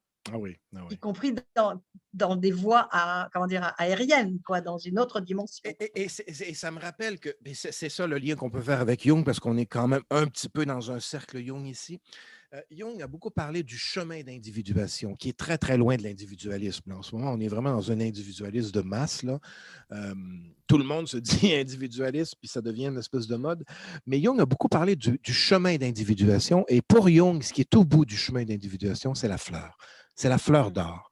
Un des textes les plus fondamentaux de chez Jung, c'est le commentaire sur le mystère de la fleur d'or. Et Jung était très près de cette idée de la fleur. Ce chemin qu'on fait pour réveiller la fleur ou pour aller justement allumer cette fleur qui est au fond de l'inconscient finalement et qui passe nécessairement par un cheminement. Et ça, on n'a plus de repères nécessairement à l'extérieur de notre vie, mais on est appelé, chacun de nous, à faire ce chemin pour laisser émerger ce qui est à l'intérieur de nous. Et ça, c'est une différence majeure chez Jung, entre Jung et tout l'espèce de mouvement qui gagne de plus en plus aujourd'hui, c'est-à-dire les techniques pour devenir, construisez votre personnalité, puis il y a toutes sortes de techniques qui nous disent comment être nous-mêmes. Jung a été un de ces braves à dire la personnalité ne se construit pas, elle se révèle de l'intérieur comme une fleur. Et puis surtout, il y a l'idée avec Saint-Exupéry, et ça rejoint tout à fait Jung, l'idée aussi qu'à un moment donné, il faut être un exemple pour soi-même. Quand il dit « je serai à moi-même mon propre témoin », c'est une façon aussi de dire qu'il a le sens du devoir, bien entendu des responsabilités, mais avec l'acceptation de la faille et de la possibilité de se tromper. Mais surtout, lorsqu'il dit ça, eh bien, il a l'œuvre à accomplir. Et le fait d'avoir quelque chose à faire, que ce soit je sais pas, un grand canevas qui nous ferait mettre des fils et des fils les uns à la suite des autres pour faire une fresque, ou que ce soit pour essayer d'apprendre à sculpter quelque chose, dans tous les cas, on grandit à soi. Et je crois que Saint-Exupéry, c'était ça, la notion de on manque un peu d'exemple, on manque un peu d'idole au sens, non pas nietzschéen du terme, mais au sens de qu'est-ce qu'il y aurait de beau à contempler en nous, qui n'est pas visible aux yeux, mais qui est perceptible au cœur. Ah, voilà. Et c'est pour ça que des exemples, écoute, Laurence, Saint-Exupéry, là, Citadelle, là, c'est un chantier ouvert. C'est ouvert, ce chantier-là. Puis il y a eu le courage. C'est les éditeurs qui ont le courage de le publier. Mais quand même, tu imagines, là, Citadelle, c'est l'œuvre de sa vie qu'il a laissé en chantier comme ça. Là. Alors, 10 ans, il avait commencé à l'écrire 10 ans avant sa mort. Ah oui. Et il faut savoir que cette œuvre, alors, ils n'ont pas réussi à décrypter tous les feuillets. Donc, il y a des moments où je crois qu'il y a des passages qui sont un peu passés à la trappe. Mais surtout, l'œuvre est magistrale. Magistrale. Et la danseuse, l'ensorceleuse, on la reconnaît, c'est Consuelo. Dans le Citadelle. Et alors, c'est fabuleux parce que de nouveau, là, on a le sens des responsabilités et on comprend la puissance du puits, qui est le lieu pour les femmes où elles se réunissent et le lieu aussi où les troupeaux viennent s'abreuver. Le moment des hommes n'est pas le temps des femmes auprès du puits. Et comme le feu du foyer, la flamme de la chandelle, comme disait Bachelard, on n'a pas parlé de Bachelard. Mais... Ah, le feu chez Bachelard. Voilà. Et Bachelard avait parlé de ce mutant qui était Saint-Exupéry parce qu'il pouvait voler. Et moi, je dis même c'est un mutancialiste. Un existentialiste et un mutant. J'adore ça, un mutancialiste. Oui, c'est vrai. Parce que je trouve que voilà, il est à la hauteur du défi qu'il s'est proposé. Et peut-être qu'aujourd'hui, le désenchantement dans lequel nous vivons est aussi cette faille dans la possibilité de s'imaginer pouvoir être le héros de soi-même. Aujourd'hui, on nous propose des héros en 3D, des héros qui ont des super pouvoirs, et on leurre en quelque sorte l'esprit humain, alors que la petite œuvre à accomplir, mais qui est une grande œuvre pour soi, on la valorise pas assez, en fait. Tout à fait, Laurence. Et il y a quelque chose qui m'apparaît important dans le parcours du héros, c'est les héros en équipe. Parce que les héros de l'aéropostale, c'était une gang. C'était du monde qui était en gang. C'est-à-dire que Saint-Exupéry, Guillaumet, Mermoz, c'était des hommes, puis on espère maintenant des femmes. Mais je crois que le processus héroïque aujourd'hui va devoir passer par être des héros en communauté. Et je vois ça un peu dans Citadelle. C'est-à-dire, on doit créer des communautés de héros, pas seulement des héros tout seuls dans leur coin. Des communautés C'était une corporation. Et n'oublions pas qu'avec Saint-Exupéry, il y avait aussi la corporation des auteurs. N'oublions pas que André Gide est le témoin de mariage de Saint-Exupéry et de Consuelo. Et André Gide écrit la préface d'un livre de Saint-Exupéry où il parle de cet héroïsme des hommes de la TECOR et de l'aéropostale. Et on sait dans l'écriture d'André Gide qu'il y a quand même l'œuvre dans laquelle il parle de l'acte gratuit, en disant il n'y a pas d'acte gratuit. Et il dit justement, Pourquoi il n'y a pas d'acte gratuit? Parce qu'il y a toujours une raison quelque part, même si on ne veut pas se la dire. Et c'est André Gide qui va relater le moment où Guillaumet tombe dans la cordillère des Andes et que sa femme le retrouve. Elle part à sa recherche, elle le retrouve. Ce que j'ai fait là, aucune bête n'aurait pu le faire. Oui. Okay, voilà. Pourquoi? Mais attends, il faut quand même se rappeler pourquoi.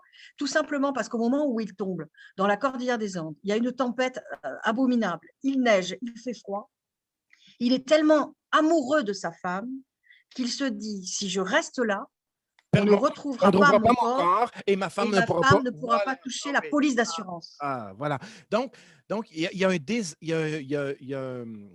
a vraiment un dévouement pour l'autre, se dévouer à l'autre de façon gratuite ou de façon désintéressée. Le sens de la responsabilité. Le sens de la responsabilité. Il s'est senti charge d'âme vis-à-vis de son épouse. Et c'est ça que cherchait Saint-Exupéry dans l'amour, jusqu'à ce degré-là. Et il faut savoir que quand l'avion tombe, l'épouse de Guillaumet est tellement inquiète qu'elle appelle Saint-Ex. Elle dit, écoute, je trouve une voiture, je me rends vers le lieu, je me dirige vers le lieu. Saint-Exupéry arrivera plus tard. Et c'est là que quand il se retrouve, Guillaumet tombe dans les bras de Saint-Exupéry pour lui dire cette phrase fabuleuse que vous venez de dire. Mais surtout, ce qui est extraordinaire, c'est qu'à ce moment-là, on comprend que l'abnégation, l'oubli de soi, c'est le véritable don. Par-delà la mort, je peux encore te donner mon corps pour que tu puisses avoir une police d'assurance et ne manquer de rien. Je t'enrobe encore de mon amour après. Et dans Le Secret du Petit Prince, avant de mourir, le Petit Prince, quand il dit je te livre un secret, je serai sur une étoile, les étoiles sont des grelots, tu entendras et tu auras toi des étoiles qui savent rire. C'est justement pour ne pas donner la peine par-delà la mort, en fait. Voilà. Il est dans la même symbolique que Guillaumet, mais à un niveau différent. D'un côté, on parle d'amour et de l'autre côté, d'amitié. Et c'est exactement ce genre d'inspiration-là qu'on a besoin aujourd'hui. À cette période des COVID, dans cette période de vide de sens, dans cette période où on se cherche, et quelles sont les actions qu'on va poser qui vont être plus grands que nous, plus grands que notre petit profit personnel. Moi, j'aime bien définir l'intégrité comme ça. L'intégrité, c'est de faire quelque chose basé sur des principes et non pas basé sur son propre profit personnel. Ce n'est pas de dire que le profit personnel est négatif, c'est de dire qu'on peut faire mieux. On peut aller plus haut qu'uniquement son petit profit personnel. C'est bien le profit personnel, mais quels sont les principes qu'il y a derrière? Et moi, je crois que c'est ça. Moi, Saint-Exupéry, il m'inspire ça. Il m'inspire à baser ma vie sur des principes, sur des valeurs, pas seulement sur un profit personnel. Mais bien sûr, je suis une bébite, je suis une bébite à satisfaire mes besoins, c'est sûr, je sais. Mais moi, ce qui me dépasse puis ce qui m'inspire chez Saint-Exupéry, c'est ça. C'est d'aller au-delà du profit personnel pour baser ma vie sur des principes, sur des valeurs. Et puis, c'est un esthète qui sait regarder les dunes comme si c'était la mer, alors qu'il n'y a pas d'eau. Il sait regarder le ciel avec des moutons qui courent, c'est les nuages.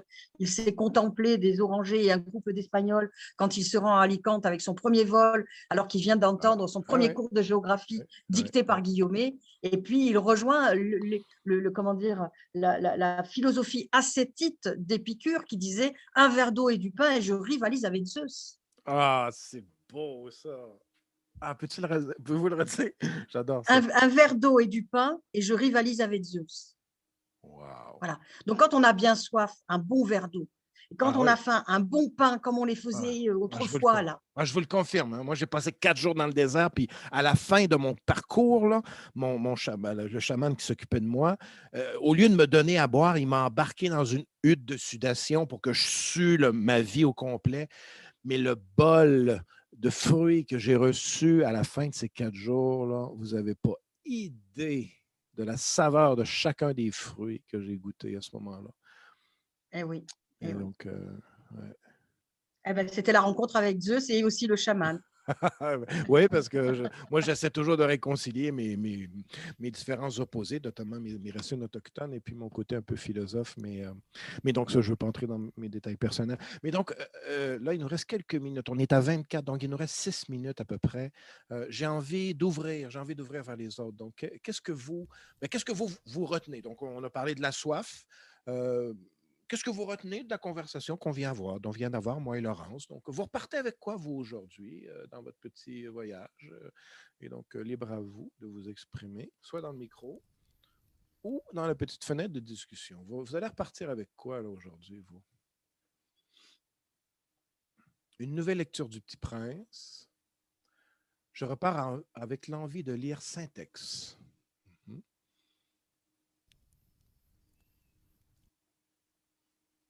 Que d'autres aimeraient s'exprimer avec leur micro. Vous repartez avec quoi aujourd'hui?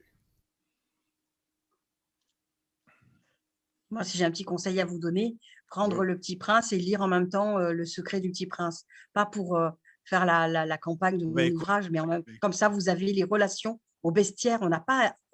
On s'est pas beaucoup éternisé sur le bestiaire parce qu'il y a le mouton, il y a le serpent, il y a le renard.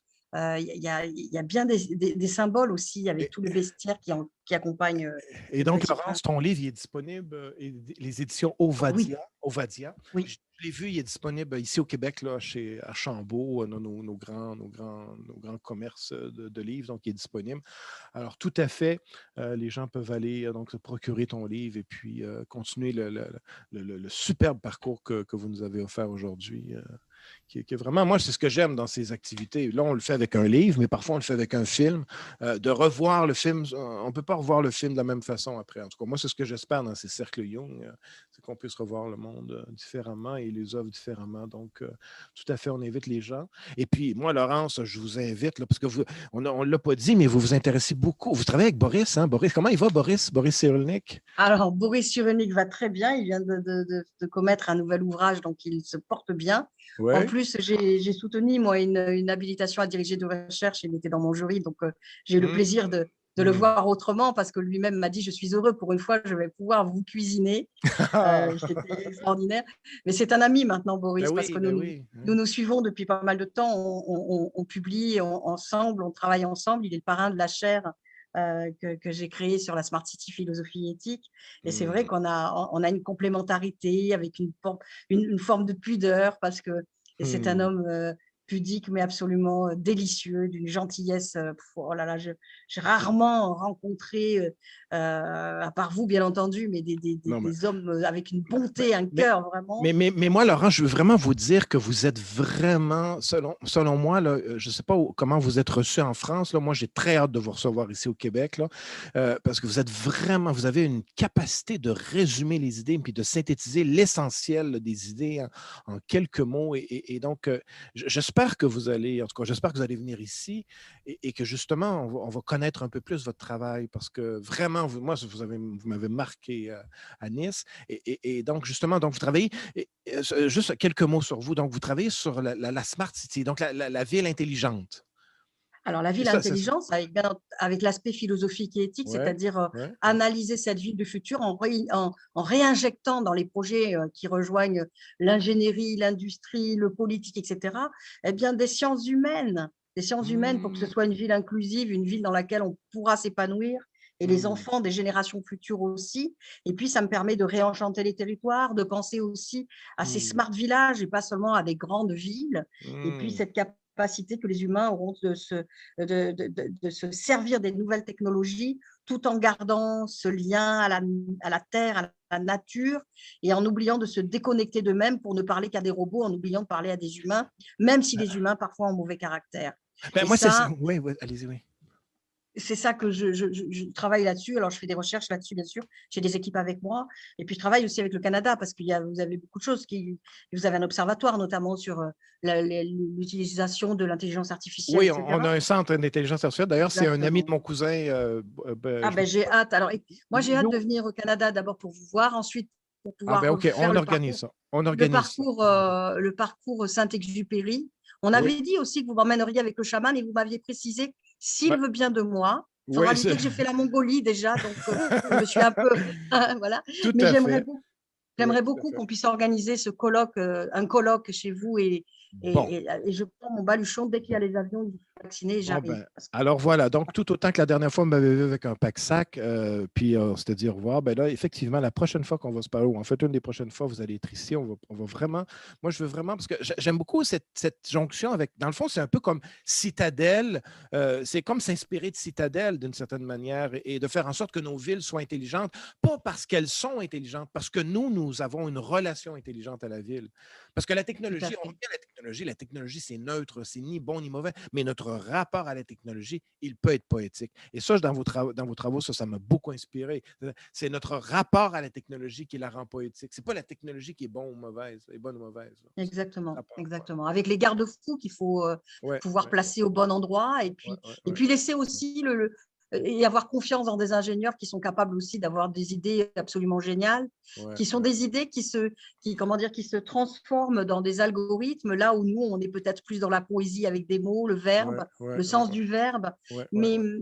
mais je pense que l'humanité à laquelle nous appartenons est riche de ce qu'elle est et qu'il faut savoir aussi préserver ça et pas seulement son jardin, mais ouvrir aussi comment dire, à la modernité, à des choses qui sont surprenantes, mais qui sont quelque part magnifiques aussi, quoi. Faut pas s'enfermer, en fait. Et le monde dans lequel nous vivons aujourd'hui me rend triste parfois, alors que ce que je réalise, que chacun s'enferme dans son petit individualisme et oublie d'ouvrir les fenêtres. Voilà, oui, voilà, on n'ouvre pas assez sa fenêtre vers le monde extérieur. Et pour ouvrir la fenêtre vers le monde extérieur, ben, on doit l'ouvrir d'abord dans le monde intérieur. Et je crois que c'est ce que nous avons fait aujourd'hui. Moi, je sens que nous avons fait un grand voyage aujourd'hui. Nous avons exploré l'intérieur et nous avons retrouvé les étoiles, parce que les étoiles nous paraissent lointaines uniquement parce qu'on les voit de l'extérieur, mais quand elles sont à l'intérieur, elles peuvent être très, très proches. Et donc, Laurence, je veux vous dire un immense merci pour avoir accepté de plonger dans cette expérience aujourd'hui avec nous, avec le Cercle Young de Tequendondé, avec cet espace que nous avons créé aujourd'hui. Donc, nous allons enregistrer, nous avons enregistré cette interview, nous allons le diffuser afin d'inspirer les gens à avoir soif d'une autre façon, avoir soif de l'essentiel finalement. Alors, Et moi, Laurence, oui, oui. je tenais aussi à vous remercier très, très chaleureusement de m'avoir donné ce temps de parole et puis d'avoir permis permis ces retrouvailles, parce que c'est vrai que Mhm, c'est mhm, un peu de ça dont on peut parler entre mhm, nous, parce mhm, que mhm, nous nous sommes retrouvés aujourd'hui. Ça faisait un petit moment mhm. qu'on ne s'était plus entendu et je suis ravie d'avoir pu le faire, en plus avec une œuvre magistrale comme Le Petit Prince. Et Mm. puis, je suis heureuse parce que quelque part, grâce à aux personnes qui se sont inscrites aujourd'hui dans cette démarche de venir frapper à la porte de l'auberge, eh Mm. bien, on a tissé des liens, comme aimerait Saint-Exupéry. J'espère qu'on s'est un peu mutuellement apprivoisés. Et puis ben voilà, maintenant, on n'a plus qu'à consoler notre petit prince intérieur. Et je crois que ce sera peut-être la possibilité d'être à nouveau heureux. Il faut le voir comme ça. Alors, ben, merci. Écoutez, moi, je suis même encore plus qu'heureux. Je suis en joie. Moi, je suis en joie de cette rencontre. Pour moi, la joie est encore plus haute que le bonheur. Ben, merci. Merci beaucoup, Laurence. Merci à chacune de vous qui avez osé être avec nous aujourd'hui. Et donc, c'est un rendez-vous dans le futur, très, très proche, pour une autre exploration. Et donc, portez-vous bien et puis bonne recherche de l'essentiel. Alors, merci Laurence. Merci à tout le monde. Merci beaucoup. Bonne fin de Merci. soirée. Vous Au revoir. aussi. Au revoir.